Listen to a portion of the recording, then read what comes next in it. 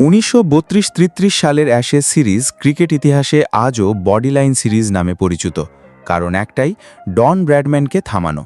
1930 সালের অ্যাশেজে মাত্র 21 বছর বয়সে 974 রান করে ইংল্যান্ডকে অসহায় করে তুলেছিলেন ব্র্যাডম্যান। এরপর অধিনায়ক ডগলাস জার্ডিন বুঝতে পারেন শর্ট বলই হতে পারে তার দুর্বলতা। সেই ভাবনা থেকেই তৈরি হয় বিতর্কিত বডি লাইন কৌশল। হ্যারাল্ড লরউডদের দিয়ে ব্র্যাডম্যান ও অস্ট্রেলীয় ব্যাটারদের শরীর লক্ষ্য করে একের পর এক বাউন্সার করানো হয়। লেগ সাইডে গাদাগাদি ফিল্ডার রেখে ক্যাচের ফাঁদ পাতা হয়। এতে শুধু ব্র্যাডম্যানই নন, অধিনায়ক বিল উডফুল সহ একাধিক ব্যাটার গুরুতর আঘাত পান। উডফুলের সেই বিখ্যাত মন্তব্য, এখানে একটি দল ক্রিকেট খেলছে আর অন্যটি ক্রিকেটের নামে অন্য কিছু, আজও ইতিহাসে অমর। ইংল্যান্ড সিরিজ জিতে নেয় 4-1 ব্যবধানে। ব্র্যাডম্যানের গড় নেমে আসে 56.57, যা তার মানদণ্ডে বিশাল পতন। কিন্তু এই জয়ের মূল্যও কম ছিল না।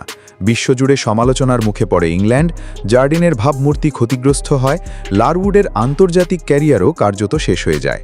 শেষ পর্যন্ত ক্রিকেটের চেতনা রক্ষায় বডি লাইন বোলিং নিষিদ্ধ করা হয়, আর এই সিরিজ চিরদিনের জন্য ক্রিকেট ইতিহাসের সবচেয়ে বিতর্কিত অধ্যায় হয়ে থাকে।